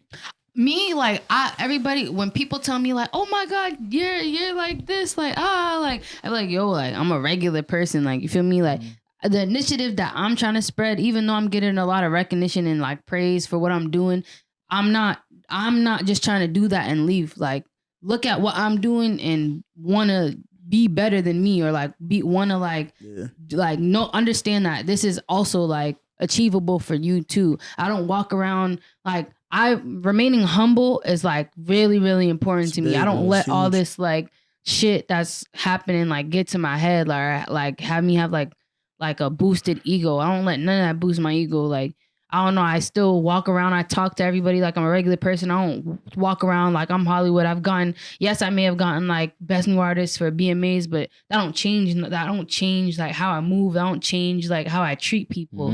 You feel me? Like I really treat everybody like my peers, like my equals. And if I'm in this and we're in this, nigga, we're in this together. And I feel like that's important. Don't sit here and say you get to like, say if you achieve a certain thing or you get to a certain level and now you sitting here, you in events with us and you walking around like acting Hollywood or like not saying nothing, like that's what is like feeding the stigma, like there is one Boston thing, don't got no love. Like no, that's not the case. There's one thing that I do want to say about that. I'm so glad you brought up the Hollywood piece, because I used to look at it and not understand it. You feel me? Like we'd be like, dang, they're moving Hollywood, like, because we try to stay as humble as possible and you know, be in community and talk to people as much as possible. I don't really feel like we've done anything crazy, but you know, we appreciate the praise and stuff. But like when it comes to the Hollywood thing, I feel like it gets weird for people, because as you start to get more popular, or say you got some traction, or maybe you have a feature with a really big artist or something like that, like there are more eyes on you, right? And a lot of people, when they're looking at all these different people gravitating towards them, it becomes really hard for them to distinguish who's genuine and who are those people who just want to be close to it. You know, but even when like I feel like for me at least, even I understand that's gonna come, like whether you're in a position like me or not, like as a person, you're gonna come across people who are genuine and people who are not. The difference is don't just like don't try to just determine that in your head and just like move some type of way. Like still treat, you know, you can give yourself to people, just understand like how much, you feel me? Like don't sit here and like act fake, but like it's like there you have to understand like there's a balance. Like that could be a conversation too. If a nigga be like, yo, my fault if I'm like, you know, if I'm a little like standoffish tonight, you feel me? I'm just like, there's a lot of stuff going on and I feel like I'm not really sure like who has my back in this particular space that I'm in. It doesn't mean that I'm like against you or I'm not appreciating what you're saying to me or anything like that. I'm just like, I'm very like wary right now. You feel me? Like that's easy. You just say something like that. That's a fact. And then I'm like, all right, bet. I understand. You feel me? And sometimes that can be difficult for people to do I'm about because to they're say, like, it's hard to imagine do that articulate. every time. You have I to mean, express it's- yourself that exactly. every time. It's like, yo, like Yeah. I'm looking at you like this because I don't know what type of nigga you is. It's like It's a hard. lot. It's hard to articulate sometimes. And I But think communication is key. exactly It is. because Yeah. otherwise, then you gonna like if you're not able to do it, then at some points you're gonna have people that are gonna like look at you differently, and that's okay. And that's what I Hopefully think that's those the biggest people would thing, give that grace. that's okay. Like we talked about that last week, like giving people grace. You don't know what niggas is going through That's or whatever true. the case is. Like 'Cause- don't assume just because of Yeah. that one moment, like that's their character. Like naturally you are gonna be less accessible. Like, Yeah. accessible. And I feel like that's something that like I'm just aware of or think about a lot because there's sometimes that like I genuinely just don't want to talk. Like I want to be able to pop out to events because I want to support like the people that are in support of me. But like I just want to support. Like I don't want to talk. Like I don't want to do that. But then I'm like I don't want to be looked at like a certain way. Like oh she's acting Hollywood today Yeah. or like she's Yeah. you know like I'm human too. So that's something that I struggle with. But one thing that I at least try to communicate like yeah I'm not in the mood right now. I just want to sit here. Like I'll chop it up with you later. Like right now is like not the time. Like just being like articulate about like the space that I'm in because I don't know. I just my character and like the role that I play is extremely important to me. So I'm like I don't want people to analyze my actions or what I'm doing in the wrong way or like I don't want people to think that like I don't know. I just don't like want people to be like, oh, you Hollywood now, you're not responding to my One DM. BMA like- award, now you think you did Yeah, like or like, oh, you ain't see my DMs. I'm like, yo, like to be honest, like my DM, like on some real shit, be a lot. Like yeah, probably crazy. you feel me? Just a lot of people who genuinely just want to like ask me questions or oh, I have this opportunity or just people just trying to dick suck. No, Don't take it bullshit. personal. Niggas do be sucking dick out here, bro. That shit's Video- bad. No, we ain't got Yeah. pull. I was about to say. No, actually, we got one question. What? Oh, wait. I think like to the point that you're also trying to make that I think is like I want to emphasize also is like because I think Rob you mentioned like that idea like grace as well as like giving people grace and stuff like that is that like we also have to be like cognizant of like the situations and circumstances that going on in our society. You feel me? Just because we're in like an artist space doesn't mean that niggas is not still black. Doesn't mean that niggas is not still getting profiled. Doesn't mean that niggas is not still getting arrested. Doesn't mean that niggas is not formally incarcerated. Does not mean that niggas is not in the streets still. And so like I think like to all this like all these points that we're trying to make is that when we like interact and engage with people in the space that we have, it's like we have to be cognizant of what people are existing, what type of lives people are living, so that we can like protect them, so that we can protect ourselves, and so that we can all be able to grow together. Feel me? It starts with like being able to first have like a care to even like be informed. You know what I mean? At the very least, so that Yeah. we're not approaching people in a way that feels disrespectful to them. And like this part can be cut out in particular, but it's just a matter of accountability on our end. As like as far as like us being like on a podcast, it's like from that Bodie Rock interview that we did. You feel me? You was asking a lot of wild questions, no bullshit. What questions? And I spoke on that because you was asking like, what's the wildest thing like you saw in prison? Stuff like that. That's not a wild question. That is a wild question for No. someone that was recently incarcerated, bro. Because a lot of times they don't want to talk about that experience because they're working on reintegrating themselves and the into the thing is, society that we have in and front what I of would us. hope in that situation is one, I hope that I can't speak for the person, but I'd hope they not taking offense to it. Like, yo, this person's just curious. And in that moment, that's why we got to be like, we got to communicate. If that person says in that moment, you don't feel comfortable answering that question, or I don't like thinking back on that, and I'm like, cool. It's And we also move a on. matter of Being would you aware. ask him that in a regular conversation opposed to have been asking him that on the podcast type shit. I'm gonna ask you whatever. No, I'm saying like would you If have anything, asked you're him less that in a likely to regular- ask somebody something on camera than afterwards. The reason why I bring this up though is because I think like it's just important for us as like community members to like treat each other with respect. And that means being cognizant of the things that we probably should and shouldn't say to each other at the same time, given each other circumstances. That's what I'm trying to say. I will say, was just an example. I think, we all should carry a certain level of awareness, and but at the same time, people aren't going to know what your barriers are until you say them. Boundaries. Or like, your boundaries. or like, until you tell them. It's a Okay, con- you give a the combination of- opportunity. People Yeah, are you can not- give I'm- the we're opportunity. not mind like, readers. to be like, yo, I have this question, but if it makes you uncomfortable or you feel some type of way, Facts. feel free not to answer it. Yeah. Like, you feel me? It can be a like awareness of what not to ask, or even if you want to ask, like give them like the space to be like, I think- if you're comfortable and not like, this is just something that I'm genuinely like curious about. Sometimes you might even pick up on shit like social cues. Like Yeah. I'll notice I might do something and it might make a person feel some type of way, and then I'll notice that in the moment and I think about it, and then maybe like whether it be 20 minutes or an hour, a couple hours later, I go to the person, I'm like, yo, I peep what I did or what I said, like Facts. you reacted like this type It's of awareness. shit. It's being aware of yourself and how like what you're doing affects the people around you. Yeah. For It's sure. all that. I think it's all that, and just knowing how to have conversation without being invasive. Facts. You know what I mean? A lot of people don't know. They don't have that Mm. social skill to understand, like, how do I conduct and have this conversation with you without asking too much out of you? You know what I mean? So, Yeah, that's, Yeah. that's a good Goes both point, ways. too. Over the course of your journey, like what role did like faith and God play into your creation of your art and just stuff like that? That's a great Because question. I Yeah. like just being in church with you and seeing how important all of that is to you and everything, and just like just through speaking with you, I want to know like what role do you feel like is played in your journey and like in your art? Yeah, you when you performed with the Van Buren at Paradise Rock, you like came in with like a book and you were praying with people. Praying. What was it necessary like in that moment? Yeah, I was praying with them. I was praying for them. I wanted to do it in like a non-traditional way, so I didn't feel like I don't know anybody's like religious background, so I didn't want like people to feel uncomfortable. But I just wanted to give them some like words of encouragement. And that's just pray for them, and they didn't necessarily have to pray with me, but be able to have that energy in the room was something I wanted to do. To answer your question, I feel like faith, not necessarily in God, but especially in myself, played in like a big role in my journey. Because there's been a lot of times where shit, I ain't even believe in myself. And even now, like sometimes I don't even believe in myself. But I feel like even when I don't have faith in myself, that's when I turn like to God, and that grounds me a lot. Going to church played a big role like throughout this past year. I started going to church in March of 2021, and I didn't grow up in the church. Like my dad didn't, because he was working full time. Like that's not something that was important to him, or I can't even speak for him, but that's not something that we did.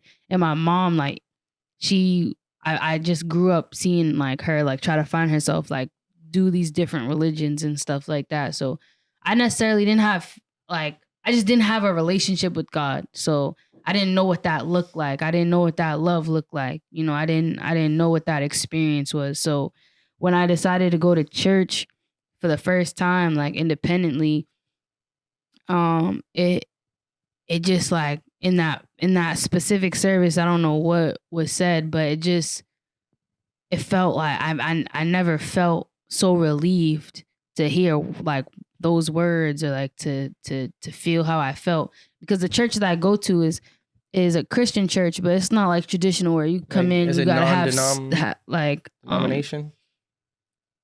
I don't know, but I just know like you don't gotta come in like suits. Like it's not like it's like there's structure to it. Like it's really open and accepting, and a lot of what the service is composed of is just praise and worship and like music. And I feel like that's why I was drawn to it, because like they were singing songs and like they knew the song of the words, and I was just absorbing everything. Like I ain't know nothing, so I'm just sitting here just seeing how everybody else is impacted by it. So like even when I'm not in church, like praying or like asking questions to God, or like just at least just having the belief that everything's gonna work out, like has blessed me in so many ways I can't even really explain. Like all this stuff, like I ain't asked to receive. Like it wasn't a goal of mine to be on the BMAs. It wasn't a goal of mine to keep doing music and tour and do all these performances. Like I just truly feel like once I went to church, like I was just called to do what I was supposed to do, and I've seen a bigger like purpose for doing music. Like it's not just to perform, it's not to get attention, it's not just to have fun in the studio. Like I feel like I'm called to influence, I'm called to make a change and impact and leave my legacy. That's important. Like if I die, whether that's tomorrow, whether that's 3 years from now, whether that's when I'm 90 years old, like I just want to be able to leave an impact and have I don't know, have like just affected people in a positive way and left them with a good experience. I feel like that's why my character is so important. Like I just want to mean something to like myself and my community in the world. So You will, and you are. thank you. Facts. That's hip hop. That is. I real shit. Tomo, Yeah, I mean. question for you. What's up? What has it been like What has experiencing been this firsthand, and like being in a relationship with another artist? Has it helped your art, or is that not Yeah. really the focus during the I'm time y'all spend interested in the together? answer to this Yeah, question. I feel like we both push each other as artists and just as people in general. You know, it's been really interesting and dope, just like seeing like firsthand, because like people always see the finished product, but they don't know how much work goes into it. And like there'll be times like how she was saying, like she'll be doubting herself, and I'm like, nah, you got it. You feel me? Like just keep doing what you're doing. Like whether it be her working on a song or trying to execute a vision. And I'm like, yo, if you quit, then you lose. You feel me? Like if you quit, then you Yeah. fail. Like if you quit, then you can't win. It's okay if like, you fuck up, you ain't get it that time. But that don't mean that you're not gonna win. You feel me? You just gotta keep going at it. And so seeing like her growth over the year is just crazy, no bullshit, and it's inspiring. And so like, yeah, just being an artist too, and being able to have like experience being an artist and being able to give her advice about certain stuff, and then just even through her learning things and her experiences, I'm learning through her as well, you know. And it's just like comes down to like pushing each other. Like if she sees me pull up and I have like certain stuff I gotta work on, she's like, yo, she's like, do this before we like go watch a movie or something. I'm like, I bet, and I'll try to hold her accountable as well. For me, Yeah. That's dope. yeah. How do you feel? What's your perspective on it? I feel like because we're creatives, this is the most like intimate like relationship I've had, because I feel like he's able to understand me on certain levels that people have, like my own parents or my family or even Sadiq is able to like get. Because I know even though these are experiences are new to me, a lot of the times the shit that I'm going through, like you've experienced before. So like he said, like just being able to hold each other accountable. And like I said, with tying into the faith thing, when I don't have faith in myself, or I feel disconnected from God, like he's someone that grounds me a lot and like pulls me back to reality. And I feel like whether it's Tomo or like Sadiq or like you guys, like it's important that I have you guys a part of my journey. Like, I don't know.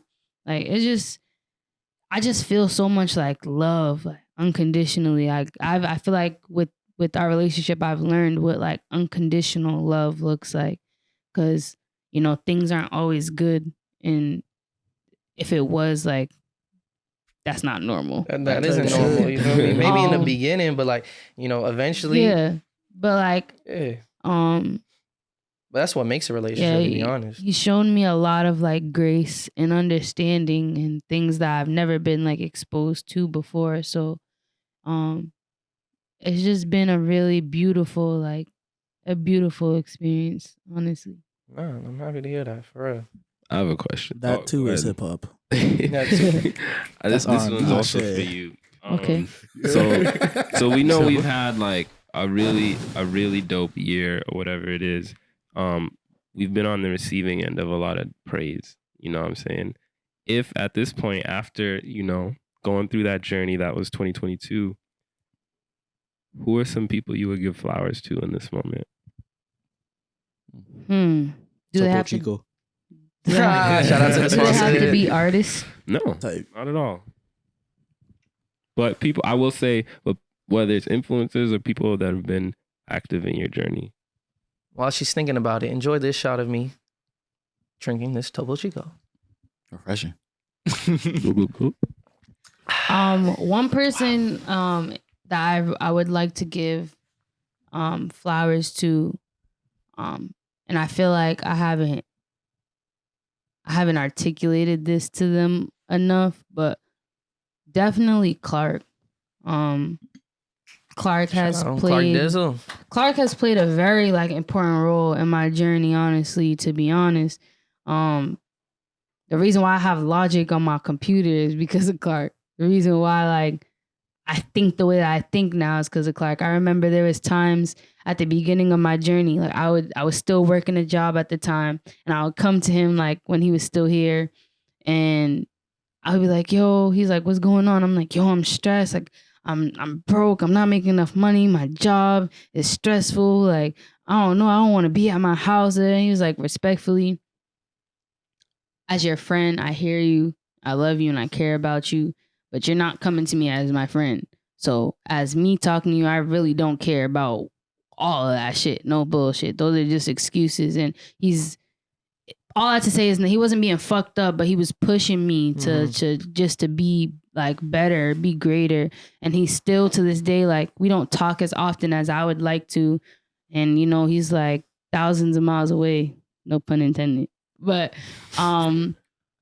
he shows up for me like all the time and like calls me and holds me accountable and like is always showing that he's there to support me. And it means a lot because I don't know if a lot of people knew this. I went to school with Clark. I went to high school with Clark. And I seen him in the beginning of his journey, like when he's performing at pep rally, like, and I'm dancing with him, like, because I'm like, whatever, like, it's crazy how life went 360, like, at least with our personal, like, friendship and our relationship and just seeing where we're at now. I definitely want to give flowers to Clark. Nah, shout out Clark. And I feel like he plays a really big role in Boston music today. I think we all have our own personal experiences. Like we went to school with them. We went to college. Like my first song on like SoundCloud was like with Tomo and Clark. G Berto, you know, like Dion was Clark's roommate. Like this a small world, no bullshit. You know, so and if I was to give flowers to someone who isn't an artist, I would say I want to give my flowers to my dad. I feel like he's living through me as well, and this is the like the happiest I've seen him like be like of me, or like even like with music in my entire life. As a kid, like I remember him indulging in it and like, you know, doing his thing, but the fact that I don't know, that I'm actually doing it and I'm being successful at it. Like I've seen him, like I look at him, I see the light in his eyes. Like it sparked a flame back in himself. Like to do. You ever caught him like cooking up again? Yeah, he'll call me on FaceTime and then like he'll just be like, this stuff moving, like I just got my new MPC or I just got my new monitors today. You gonna hop on one of his beats? Yeah, and my little brother produces too, so it's like nice too, no bullshit. Yeah, so I'm sure Tomo, you know, give him a hand if you ever need help, right? Yeah, and like I just know he's really, really proud, and just the fact that he's still like doing what he's doing means a lot to me. And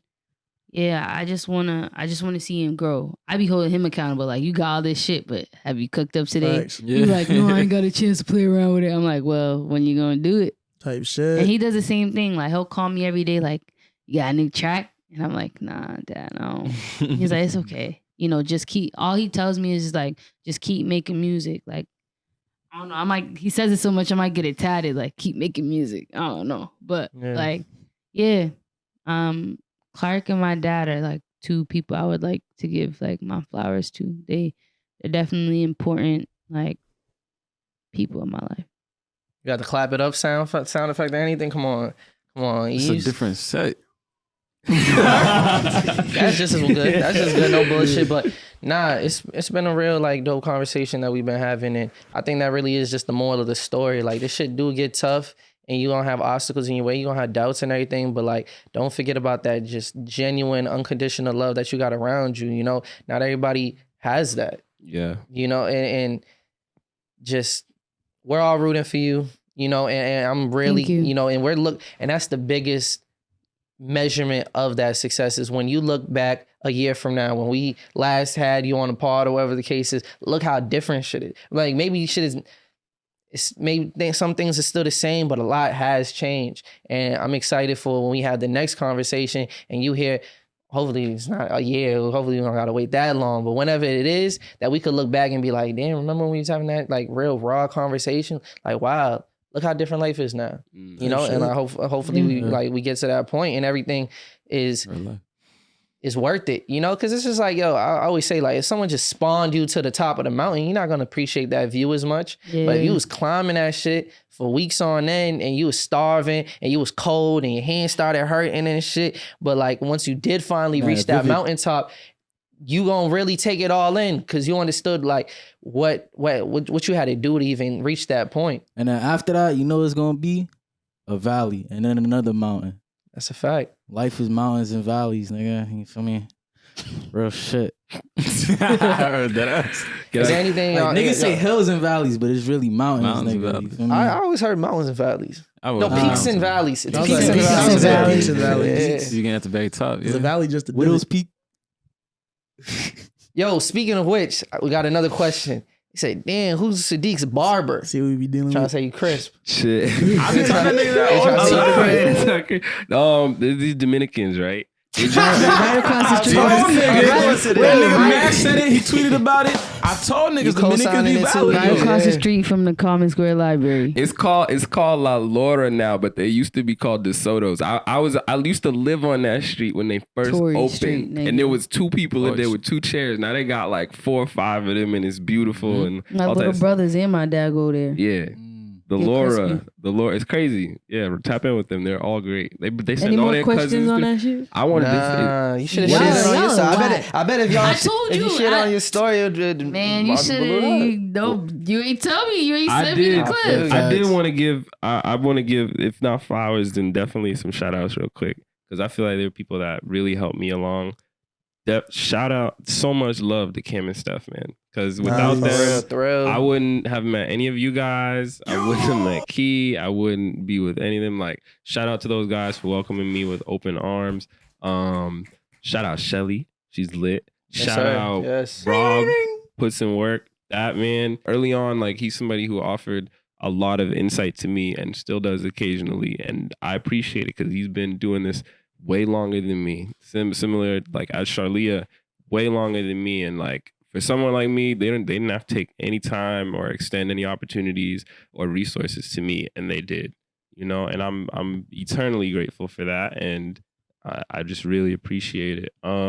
Yeah, we got some good people in the scene, bro. No bullshit. We do, we really, really do. Dang, I'm trying to think. I don't want to leave nobody out. Those are like the main folks. Those who for you know you. Yeah. Feel me? Got you. Like, y'all know who you are. I'm just Yeah. like thinking Bad too for the much community. right now. Niggas ain't too bad either. Yeah. I'm not fucking with y'all. I'm fucking with you. I'm fucking with you. Yo, I got a funny story to tell you, Sadiq. Yeah, When I first met you, I really did not fuck with you. really. Whoa. The first thing that you ever said to me, like in my entire life of like knowing you, right? You walked in the Thorough, niggas was watching wrestling. It was WrestleMania. You feel me? It was like April or whatever. And he was like, yo, who's watching this shit, bro? He was like, what the fuck is this, bro? He was like, it was like, no one answered. So he just looked at it.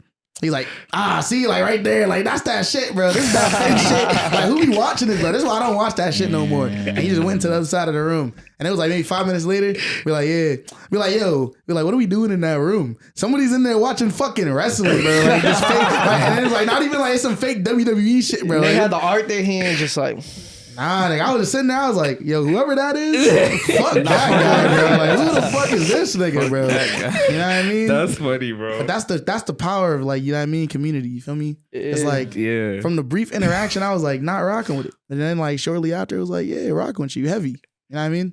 Appreciate that. Now Bro. you a dark connected. You got shit moving, shit shaking, bro. It's great to even see your, people acknowledging the work that you put in there. So For you real. know, appreciate y'all coming appreciate through it. and sharing Yeah. that story. You know, they see the music videos, they see what y'all got going on, but to like give them that behind the curtain, I know a lot of people will appreciate that and probably support even more now because it's like how much that support means. Yeah, for sure. Yeah.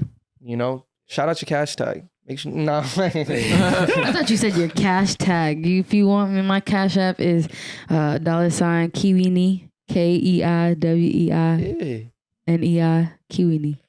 That's funny. That's my cash tag. Tell us if it works, because then we gonna start shouting out our own cash tag, nigga. There's one really important question that the streets have been asking, Okay, and we need to figure it out. okay. I have an answer. When is Key Cuisine coming out? Key cuisine. Man, so all right. So this look, right? Wait, can I tell you something before you say this? What? I always had like this idea of a cooking show.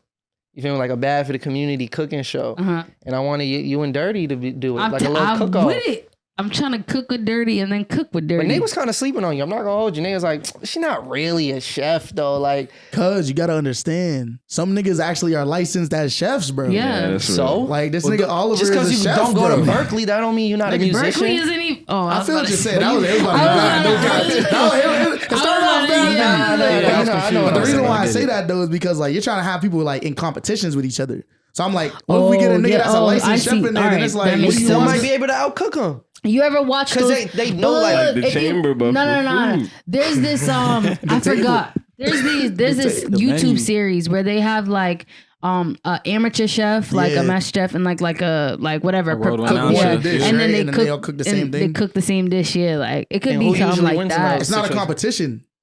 It's not a competition though. That's But why I they keep judge saying it at the end. No. People just They eat it. try it at the They end, just but eat they it. just like show 3 different ways of how they cook one dish. If Like they judged 3 it, different it would be a ways. competition. Yeah. Facts. And if they judged it, obviously the nigga who is the fucking professional chef would That win. might not be That's the not case, That's bro. not obvious. Nah, you don't That's be not seeing those obvious, bro. videos, bro. Have you ever watched one? It probably Not Have you that, ever but watched I one? do be watching. Bro, the cooking shit. professional chef gonna put like an ounce of food on my plate, and I'm like, what the Yo, we fuck doing is some this? reaction videos today. Let's react to that shit.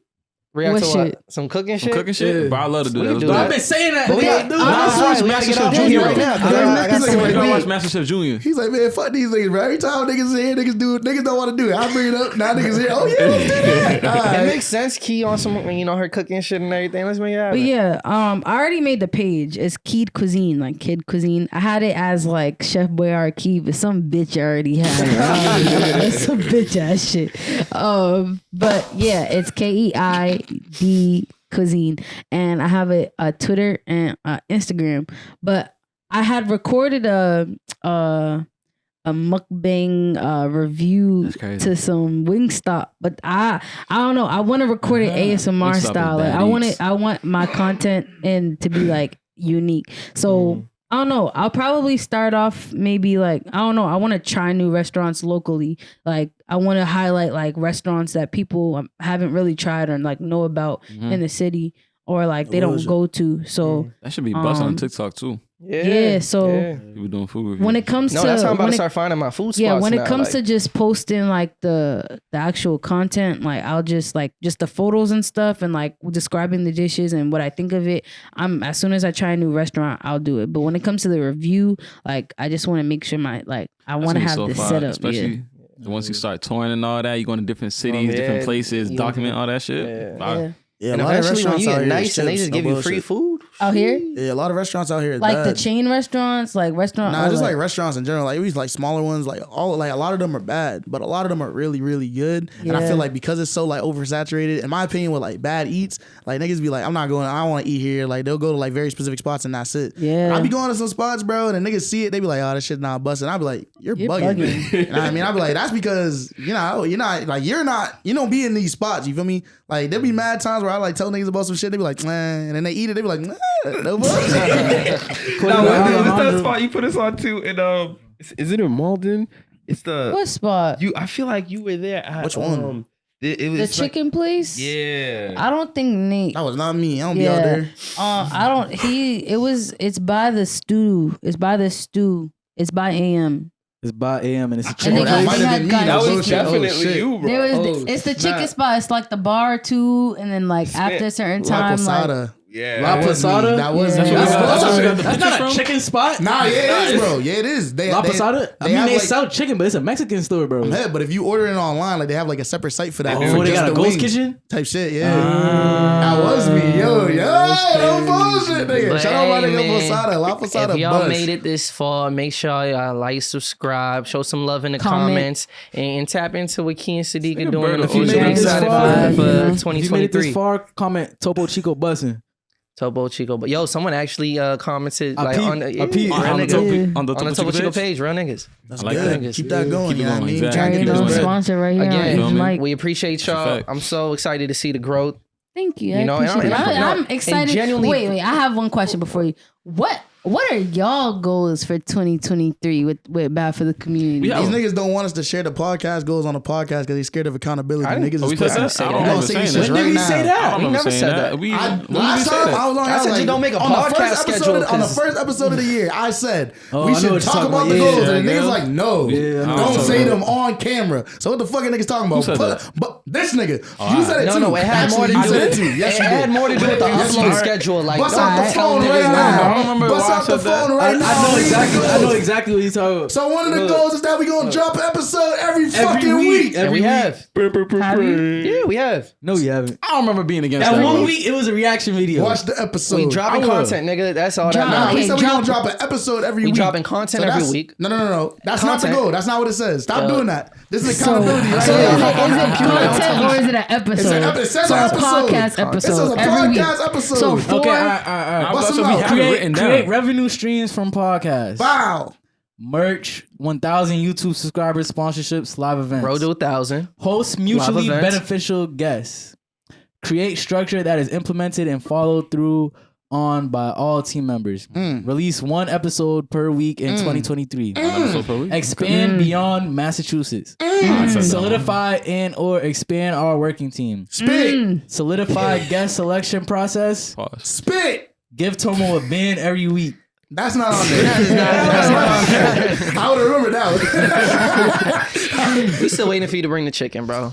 one. Yo, La Posada, No bro. bullshit. I'm telling Yo. you. We need to get the La Posada sponsorship. Literally, Yo, bro. pop out to La Posada though for the Taco Tuesdays. No bullshit. No you can get kidding. two They got tacos and a lit margarita for $11. margaritas. That's what I remember you Yo. getting, the There we go. margaritas. That's what Yeah, it bro, was. that shit's boom not on bad. Tuesday. Nah, and I think I'm they not got playing. meatless. I'm They like- got meatless Thursdays Yo, too, can and they we- do tequila Niggas testings. is creating Tequila their lunch tastings. plans. All right. That shit was Yo, booming. Well, I'm we'll Right? talk about tryna this off cam. go. We'll talk about this off cam. Again, we appreciate We can't show y'all. love.